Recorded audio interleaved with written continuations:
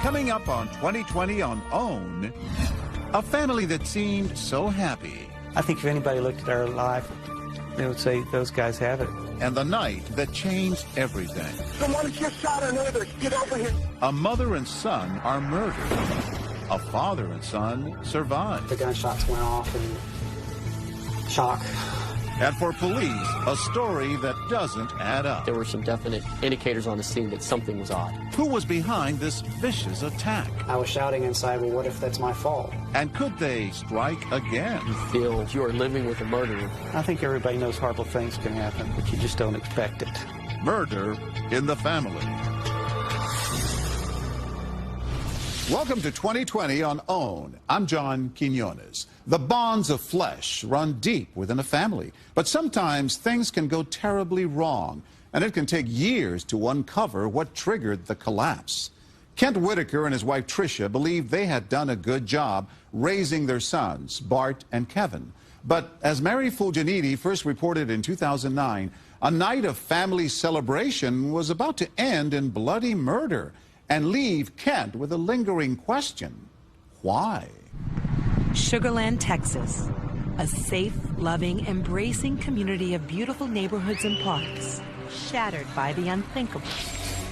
A model American family ambushed as they arrive home from a happy dinner out. Someone just shot our neighbors. A gunman shoots all four, killing the mother and one son and wounding the other son and father. One subject right now is shot in the arm. Apparently the whole family's been shot. But what makes this crime even more incomprehensible is this. The surviving son is now on Texas death row awaiting execution for masterminding the plot to murder his own family. I was the sort of, evil James Bond guy, This was your idea? It was my idea. You wanted to kill your family? I did. And he came very close to getting away with the perfect crime. A cold-blooded killer lurking inside a seemingly loving son of a beautiful family. Did you feel like you were living the American dream? I think if anybody looked at our life, they would say those guys have it.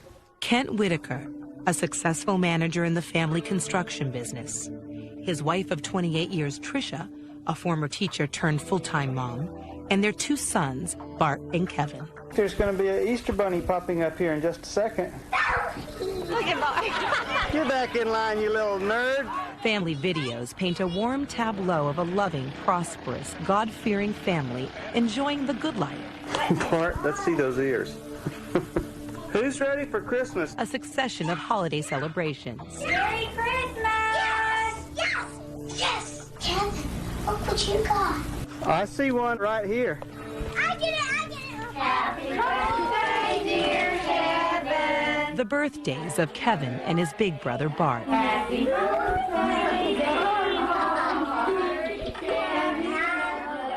He looked up to me and wanted to be me, and I thought that was so ironic because I wanted to be him. They played with each other from the time that Kevin was old enough to do it. Kevin, this one needs working too. Up until the end, they did stuff together. What was your relationship like with your parents? It was a good relationship. How about your brother? Kevin was incredible. We were very much opposites.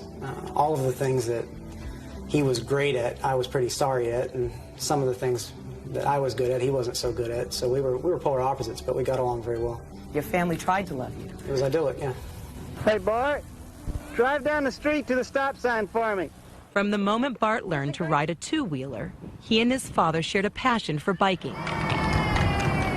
We tried to figure it out one time and ended up with about 15,000 miles that we've ridden together. So what went wrong, Bart? I was always an independent child, and I think somewhere along in there,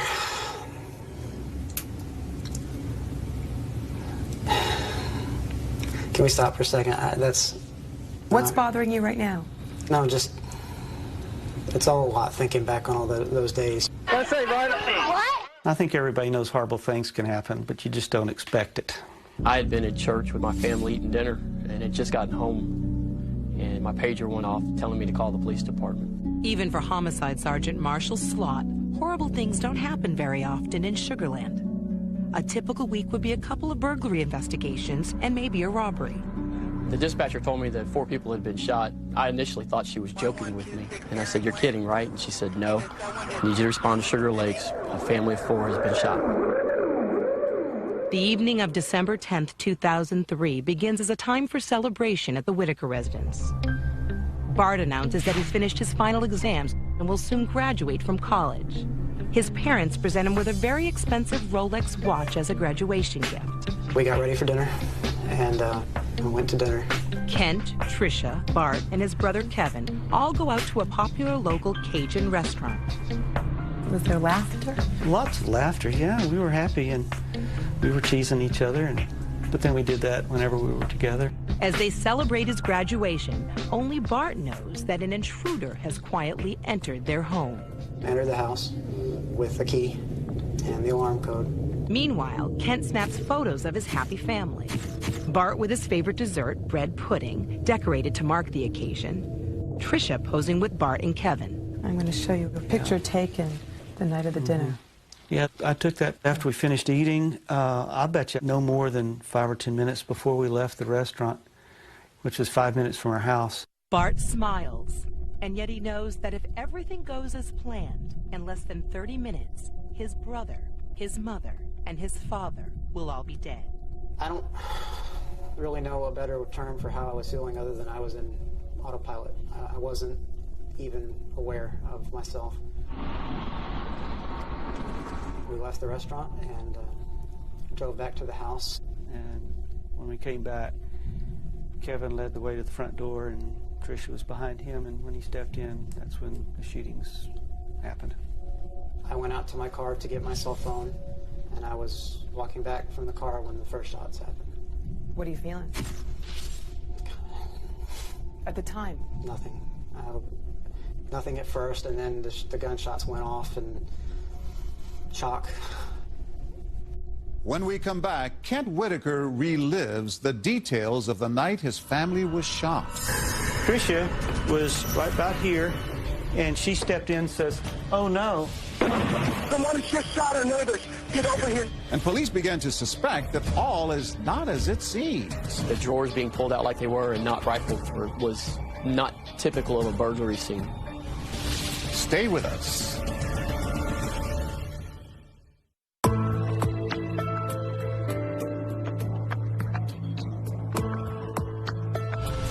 The Whitaker family has been ambushed in their home in Sugar Land, Texas. 2 are dead, 2 are wounded, and many questions remain. But as police review what happened the night of the murder, they uncover clues about one family member they at first didn't suspect.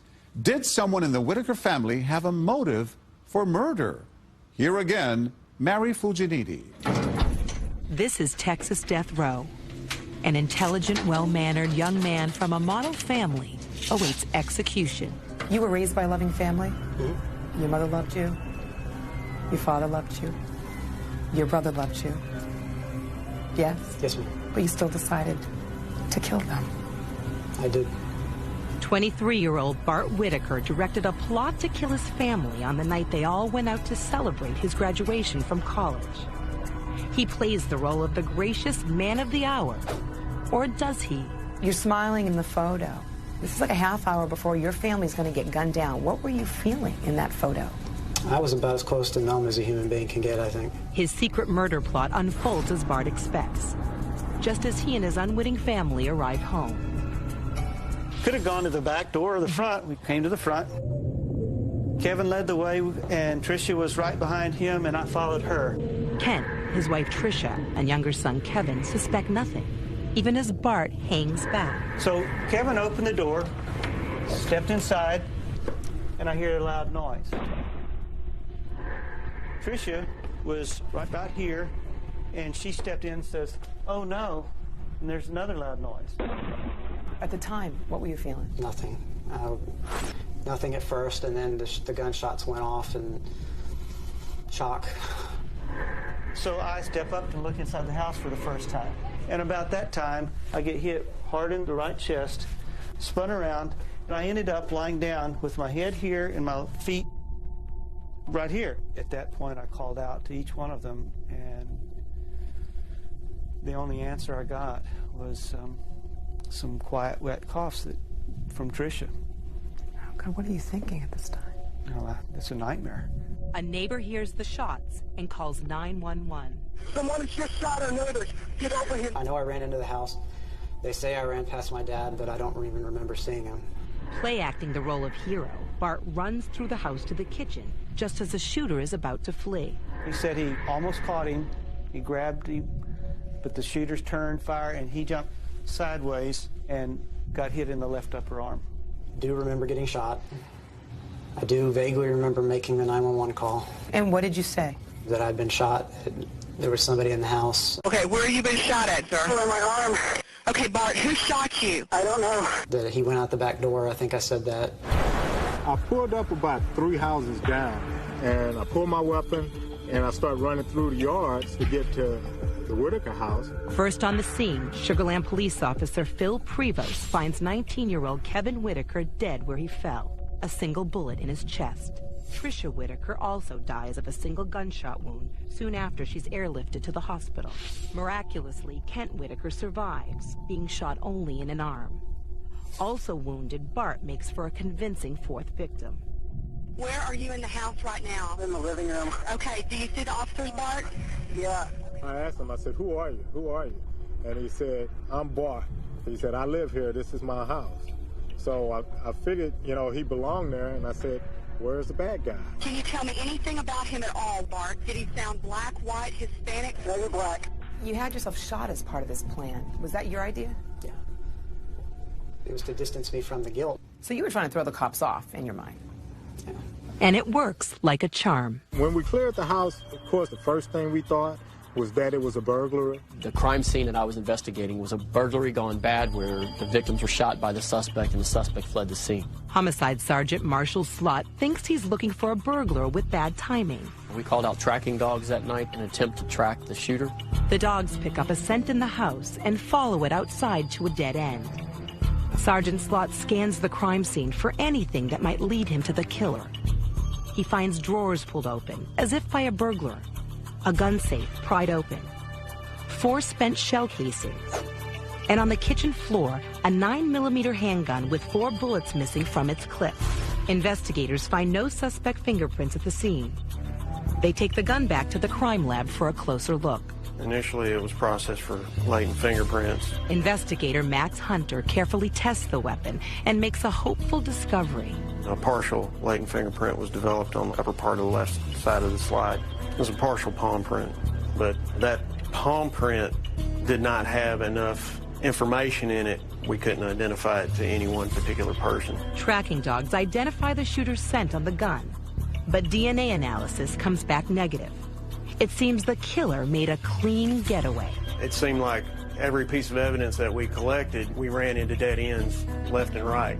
Back to square one, Sergeant Slott and his partner, Detective Billy Bow, go to the hospital to interview the survivors, Kent and Bart Whitaker. They were in separate rooms. So we first went to Kent Whitaker. Kent seemed somewhat at peace. He was obviously upset, but not crying. But he very much demanded that we catch who was responsible for committing this crime. Lying in his hospital bed, Kent Whitaker is torn between emotional extremes. He wants revenge, but he also prays, asking God to give him the strength to do the impossible, forgive whoever was responsible. And the moment that I did ask him to help me forgive, the strangest thing happened. This warm glow flowed over me just instantly. And I looked at my heart and I realized that desire for revenge had gone. The thought that it might be his own son that he would need to forgive was the furthest thing from Kent Whitaker's mind. When he told me that he had forgiven the shooter, I was shouting inside, well, what if that's my fault? And of course, I didn't have the courage to say anything at the time. Were you feeling guilty? Yeah, I was crushed. If you felt so bad about what you had done there, how did you keep it in? How do you face that? I don't know how to face that. Hiding it all from everybody else was sort of like hiding it from myself also. There was also the fear of this place. All of Sugar Land seems stricken with grief and outrage. More than 1,000 mourners, including Kent and Bart, attend the funeral for Tricia and Kevin. Local media can't get enough of the story. Y'all leave, please. I can't tell you how many times I would wake up in that instant before you were totally awake, everything was fine, and you would think to yourself, why didn't he finish it? You know, I don't want to go through this. And when you say finish it, you mean what? I wish that the shooter had killed me too that night. With the investigation hitting dead ends, Bart has good reason to believe he's gotten away with murder. When we come back, Bart Whitaker's story begins to unravel. Bart Whitaker had not graduated from Sam Houston State. He had not even been attending the university. And a surprise witness makes a shocking claim. Hey, Bart has asked me about making plans to kill his father, his mother, and his brother. Stay with us.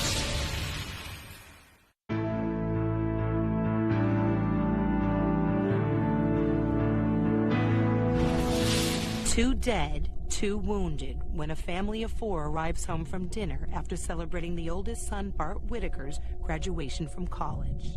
It's the scene of a horrific burglary gone awry. Or is it? There are some things that stuck out in our minds as being odd, but nothing that we could really hang our hat on to say this is not what it appears. To Sergeant Marshall Slott, the signs of burglary didn't seem quite right. The drawers being pulled out like they were and not rifled through was not typical of a burglary scene.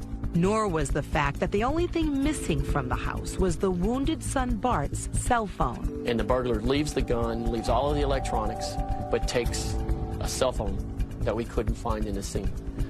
That was a real oddity that stuck out in everybody's mind. It's the little details that can be the undoing of one who would devise the perfect crime.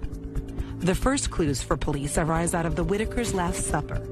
It was a celebration of Bart's announcement that he had just graduated from Sam Houston State University. But Bart Whitaker had not graduated from Sam Houston State. A tiny imperfection in Bart's plot. But it became a big crack when Sergeant Slott noticed it, buried in a story in the Houston Chronicle. He had not even been attending the university. He was listed in their records as a freshman on academic probation. In Sergeant Slott's mind, Bart is now at least a person of interest. At the time that you're celebrating this, are you enrolled in college? I don't even remember. I don't think so. You weren't graduating from college? Certainly not, no. We took that information immediately and went to Kent Whitaker first with it. At the time, Kent and Bart are still in the hospital recovering from their bullet wounds. We thought we were celebrating the upcoming graduation of our son. Did you talk about his future? He was supposed to be going to graduate school. Graduate school for what? He was going into law enforcement. And what is your reaction when you learn from the police that Bart has lied about not only graduating from college, but going to college? I realized, how could he be so stupid? I was so mad at him. I got in a wheelchair and I wheeled down to his room, and I just read him the riot act about how if he had been telling the truth, he would not be a suspect. He may be a proven liar, but there's still no proof that Bart is a scheming killer. And then a cop with a long memory raises a big red flag when he remembers a police call to this house once before, 2 years earlier. Trish and I were awakened by a phone call from the Sugar Land Police Department telling us that Waco police had contacted them that Bart was on his way down here to kill us. It was something that a friend overheard Bart talking to his roommate about, and they concluded that it was a misunderstanding that was based on a friend drinking, and that there was nothing to it. Misunderstanding or not, in light of the murders, it's a critical new clue for Sergeant Slott. We've got the burglary scene that just doesn't look just right. We now know that the son is not graduating from Sam Houston. And now a prior instance of an alleged plot by Bart Whitaker to kill his family.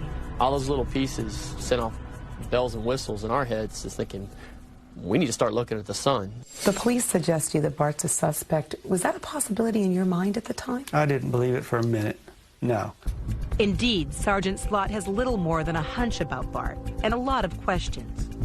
How could Bart have staged a botched burglary where he purposefully gets himself shot? Who is the shooter?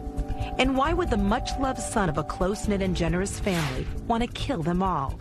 None of it makes sense. Officer DuBose is going to be playing the part of the suspect. So Sergeant Slott returns to the Whitakers' home for a video reenactment of the murders with the two survivors in identical arm slings still nursing their bullet wounds. I hear it, bang! And the next thing I realize is I am lying down like this. First with Kent, and then with Bart. I got shot. I fell back into the couch, and on the floor. There were no other witnesses, so my only two sources of information, one of them is the father of the primary suspect, one of them is the primary suspect, so that was a juggling act. A juggling act made worse by the fact that when they are released from the hospital, Bart moves back home to be with his father, an intended victim whose life Slot believes is now in danger. For the next 7 months, Bart spends every free moment with his father, playing the perfect son, studying the Bible. He appeared as if he was really listening. And I told him, Bart, I can't read your heart. You're either 0% responsible or 100% responsible. The point is that I love you. God has allowed me to forgive everyone involved. What did you learn in those 7 months? He truly forgave the person that did this. I mean, he was the first real Christian that I'd ever met that really did what Jesus Christ told him to do. He asked you point blank, did you do it, Bart? Because the cops were looking at you. Yeah. And you said, no, Dad. Yeah, I did. Even knowing he was going to forgive you. Yeah, but it's not that simple.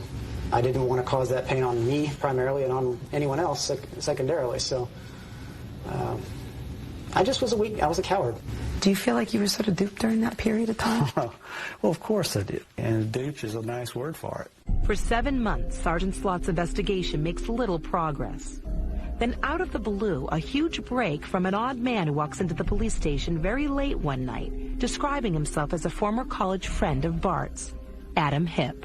And then he dropped some bombs on me as far as, hey, Bart has contacted me before and asked me about making plans to kill his father, his mother, and his brother. Adam Hipp has no leads to the killer, but he reveals a second, previously unknown murder plot, aborted at the last minute, in which he was recruited to be the shooter. One of the plans that he laid out to me that he and Bart had discussed was an exact mirror image of the actual crime scene. Sergeant Slot decides to hatch a plot of his own. He enlists Adam Hipp to trick his friend Bart on a tapped phone line. He told me how your mom and your brother were killed and how your dad and you were shot. All that was very similar to what one of our plans was. Stop saying our plan. Okay. It wasn't, so stop saying it. All right. I was very, very, very afraid of what he had to say. On the phone tap, Bart agrees to pay Adam $20,000 hush money. You say at least $20,000? Yeah. All right, well, we'll work out the details. Using a courier service, he sends Hipp a $250 down payment. But then he does something brazen, signing the waybill with the name of a murderer borrowed right from a Hollywood movie. Anybody could have worked for Soze. You never knew. That was his power. Kaiser Soze, played by Kevin Spacey, is the criminal mastermind in the hit film The Usual Suspects. Blatant fingerprints. That's what all those markers are. Every one of them on the package that was identified came back to Bart Whitaker. With Adam Hipp's story verified in the crime lab and in wiretaps, there's a new urgency to warn Kent Whitaker about his son. We feel wholeheartedly that he is responsible for this and that you are living with a murderer, that you are living with a man who intended to murder you. You need to make a decision as to how you want to handle that. But to protect the investigation, Sergeant Slot gives no details. I knew they couldn't show their whole deck of cards, but they could at least tell me something if they wanted me to believe them. Kent's response to me was, you guys are either way wrong or my son's a monster. At this point in time, you still don't believe he had anything to do with it? I'm not 100% sure of anything. At this point, I think it's possible he did. Do you fear for your own safety at all? No, I slept well. I slept well. He did not move out of the home, and it was very soon after that Bart went missing.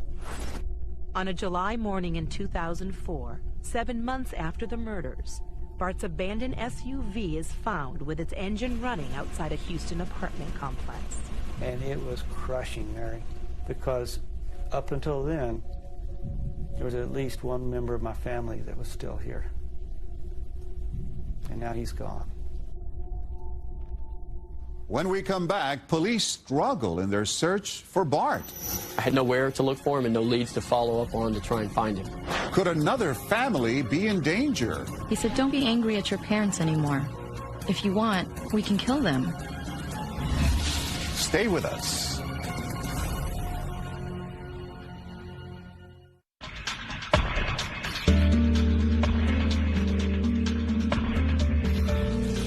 Bart Whitaker is the prime suspect in the ambush of his family. Police are about to get a major break in the case, but before they can arrest Bart, they first have to find him. Once again, Mary Fulginiti. Suralvo, Mexico, a tough little town about 50 miles south of the border. It's a world away from Sugar Land, Texas. And that's just fine with the American stranger who suddenly lands here looking for work and a new identity. He caught my attention because he was different. A güerito, a young white guy. It was a very unusual thing because you don't see American workers right here in a little town in Mexico. Osvaldo Benavides and his close friend Ubaldo Salinas quickly accept the likable man who says his name is Rudy Rios. He told me his name was Rudy. He was a nice person.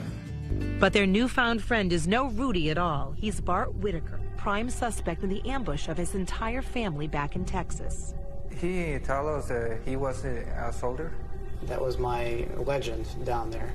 Bart's cover story is designed to explain the wounded left arm and erase his true identity. I was a soldier that was AWOL because I had been shot up and didn't want to go back.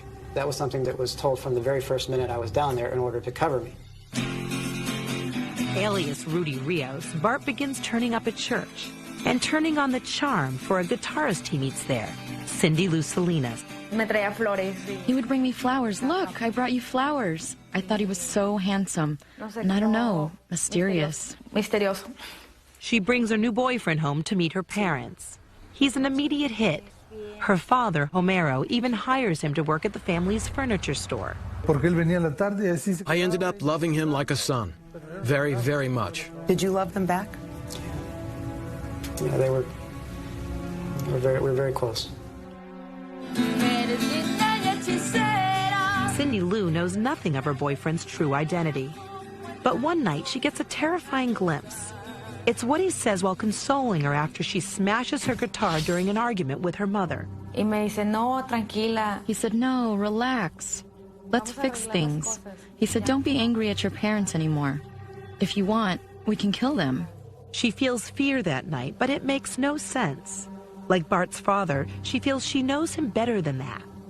But by now, even Kent Whitaker is beginning to believe the worst. When he ran away, it kind of kicked the third leg out of the stool, and he must actually have been involved. By that point in time, I'm thinking it's pretty hard for me to extend any potential arguments against it. Sugar Land homicide detective Sergeant Marshall Slott needs no convincing.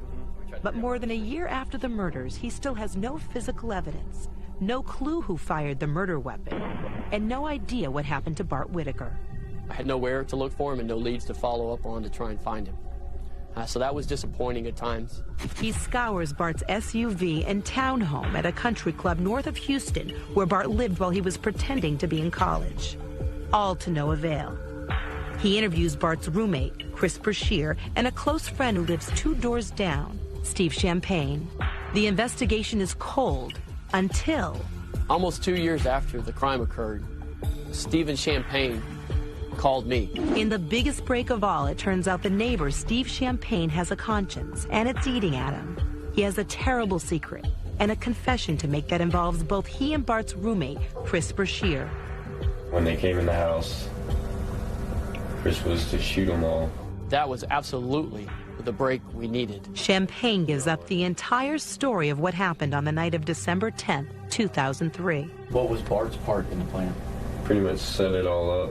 He was trying to get them all together kept saying for his graduation from college. We got ready for dinner, and went to dinner. And, Stephen followed us in the car to make sure that we went there. How did you know which restaurant? Bart had told me before they left. As the Whitakers unknowingly celebrate Bart's bogus college graduation, Steve Champagne watches from the parking lot. Meanwhile, Bart's roommate, Chris Brashear, hides in Bart's SUV outside the Whitaker home. At that point, Chris got out of the vehicle and entered the house with a key and the alarm code. Did you see them leave, Papa Doe? Well, yeah. So then I pretty much followed them home. They pulled in the driveway, and I just kept going. So around the block, behind, like 1 block over. Mm-hmm. And after he stopped and turned off the car and waited about a minute? Right.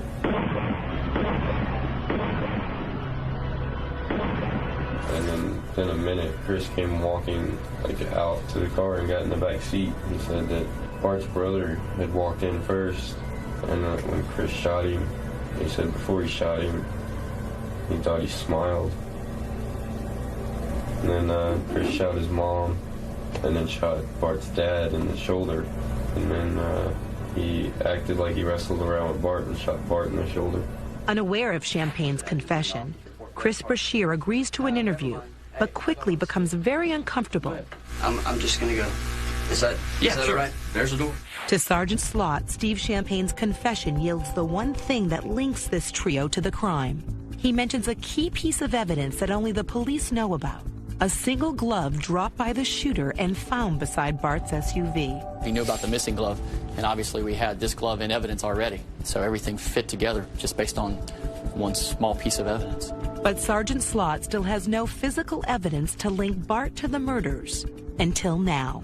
Stephen Champagne explained to me that he and Chris Brashear had thrown items from the crime scene into a bag and thrown that off of a bridge that runs over Lake Conroe near Bart's townhome in Willis. Sergeant Slott describes sending a dive team to the lake. It's a long bridge, but on their third attempt, divers come up with a duffel bag. It was back over here underneath the bridge, between the third and fifth pylon in that general area, in about 20 foot of water. In the soggy bag, a treasure trove of decomposing evidence.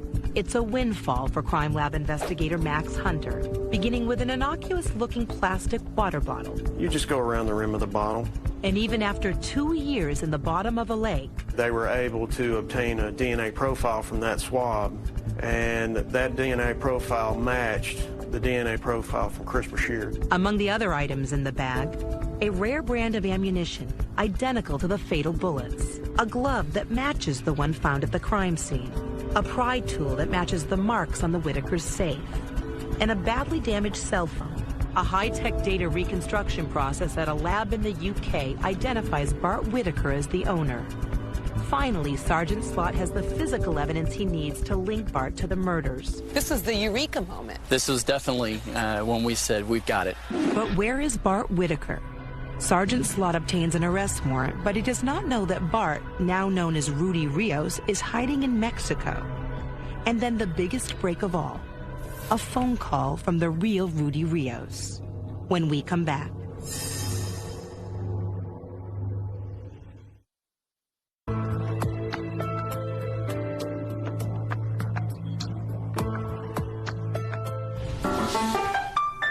How does a seemingly normal, fun-loving boy raised in a beautiful home by caring parents... What is that thing? Whoa! ...turn into a scheming monster who would direct the bloody ambush of his own family and even take a bullet in the arm to make himself look like a victim? Take one. As ominous as this childhood game may seem today, no one could have predicted it would happen for real, years later, in the same room of the same house. Someone just shot our neighbors. Apparently the whole family's been shot. So what went wrong, Bart? Can we stop for a second? I don't know where it started. Bart Whitaker may be at a loss for words, but Sergeant Marshall Slott is not. How do I reconcile what Bart did to his family? I'm only left with the conclusion that Bart Whitaker is a sociopath, a true sociopath. And back in the summer of 2005, he's also worried because Bart is missing and Sergeant Slott is convinced he could kill again. Unknown to the police, Bart is hiding in Mexico under the alias Rudy Rios, has charmed his way into a new family and talked about killing them. Vamos a arreglar las cosas. He said, don't be angry at your parents anymore. If you want, we can kill them. Cindy Lou Salinas is scared, yet unaware that the boyfriend she knows as Rudy is a fraud with experience directing a plot to murder his family, which today he astonishingly describes as a game. Bart, do you feel like you have a conscience? Yeah, absolutely. That whole plot, it was always I hesitate to use the word game because people love to take what I say and twist it, but it was sort of like a game of chicken between me and the other guys. Who flinches? Did you feel any guilt? Did you feel any shame? I wasn't feeling much of anything, but yeah, it was there. It was just on a level that I wasn't paying any attention to. He seems singularly without remorse and without even the beginnings of remorse. A classic sociopath, says psychiatrist Dr. Edward Hollowell of the Hollowell Centers in New York and Boston.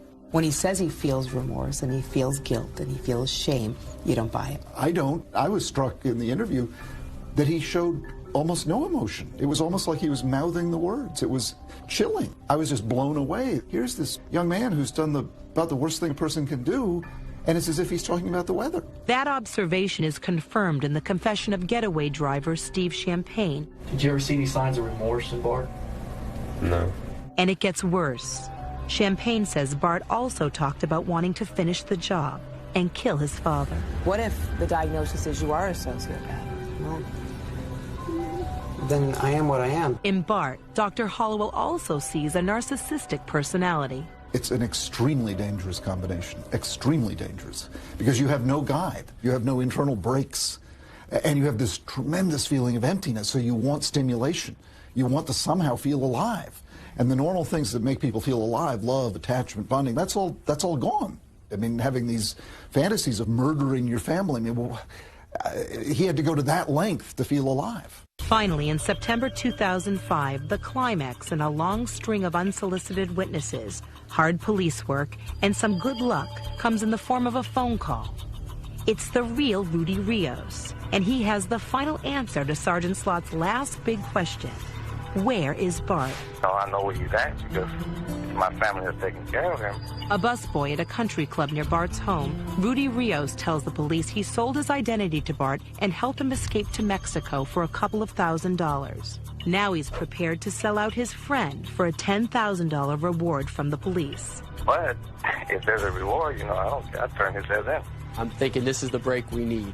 When Rudy Rios gave me this information and it seemed to check out, I was ecstatic. Bart Whitaker is arrested in Mexico without incident, having harmed no one during his time as a fugitive. And on the road back to Sugar Land, Sergeant Slott has only one unanswered question for his prisoner. The only thing I really want to know at this point is, how did you get all of these people to do such horrible things for you? And Bart responded to me that it was easy. All he had to do was give them what they wanted. What was y'all's benefit for doing this? Like I said, Bart said his family was worth a lot of money. He said he would give us millions of dollars. That was motivation for them. It was never about that for me. I didn't care about money. I had plenty of it. He talked them into it, so he had this amazing ability to inspire, persuade, cajole, to do something absolutely not in their self-interest. I mean, to do something crazy. You planned to have your family killed not once, right? I believe there were 3 separate occasions. You really wanted them dead. Yeah. You even got caught once, right? And you still went through with it. But why, Bart? I mean, this is the question that everybody wants to know. Why? The 15-second soundbite answer is I wanted revenge for being alive, and I blame them for that. I blame them for who I was, instead of blaming me. You blame them even though the evidence points that they really loved you and nurtured you and tried to give you everything that they could possibly give you. From a materialistic standpoint, yeah. Well, your mom lived for you and for Kevin. Yeah, but we didn't really connect on that level. Did you not connect because you couldn't feel it? I don't know.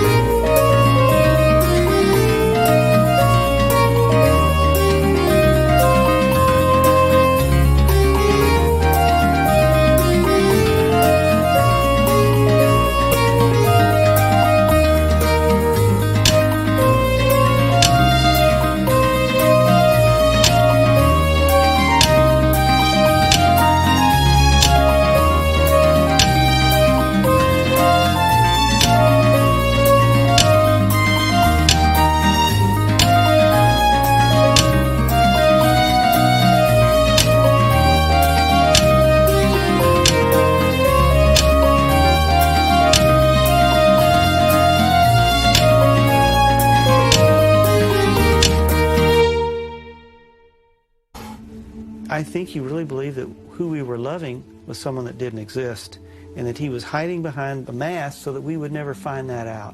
Now, back in Sugar Land, Texas, Bart Whitaker has his day of reckoning with his sole surviving victim, his father, Kent.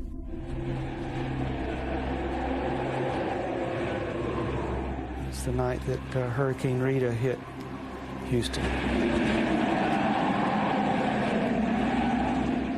I walk in this room with bulletproof glass between us, and there's Bart, and he said, "Dad, I'm so sorry. This is all my fault." And it was at that point I realized he was saying, "I did it. I'm sorry. I want to confess." Incredibly, Kent Whitaker remains steadfast in his ability to forgive, and he chronicles that journey in a book, Murder by Family. You write Bart a letter about what the murders meant to you and the extreme loss that you have suffered. But at the end of this letter, you write, "My son, I love you. All is forgiven." Yeah. I suspect people would expect that it would be difficult, but the truth is that I had crossed the forgiveness barrier, and mostly what I was interested in now was helping him recover from whatever this problem was that caused this. What can I do for you? Nothing. Jailhouse phone calls confirm Kent's unwavering support of Bart as he awaits trial. Well, just hang in there. Keep calling. Love you. I love you too, guy. He believes his son has truly changed and repented, and now feels genuine remorse. He's an amazing man. And whether or not I'm a person incapable of love, I am a person capable of feeling a very deep respect for that man. I love him to death. How do you feel about your mother?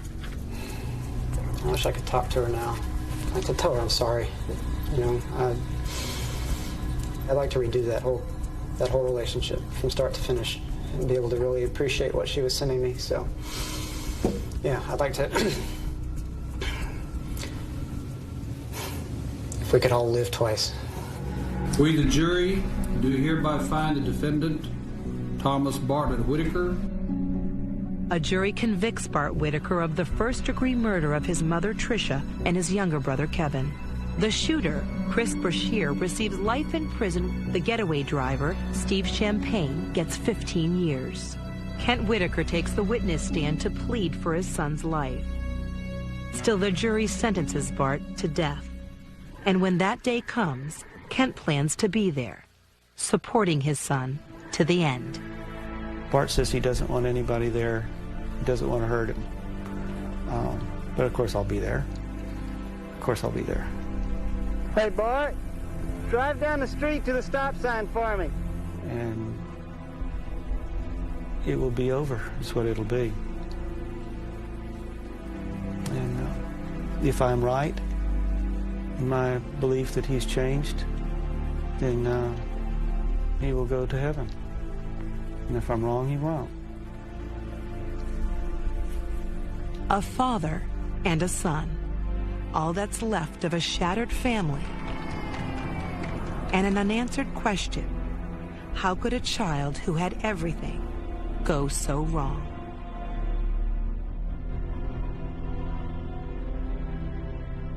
The Texas Court of Appeals has upheld Bart Whitaker's death sentence, and as of 2014, all of his appeals have been denied. He remains on death row. His father, Kent, continues to visit him in prison. Chris Brashear will be eligible for parole in 2035. Steve Champagne is due to be released in the year 2020. I'm John Quinones. Please join us next time for another edition of 2020 on OWN.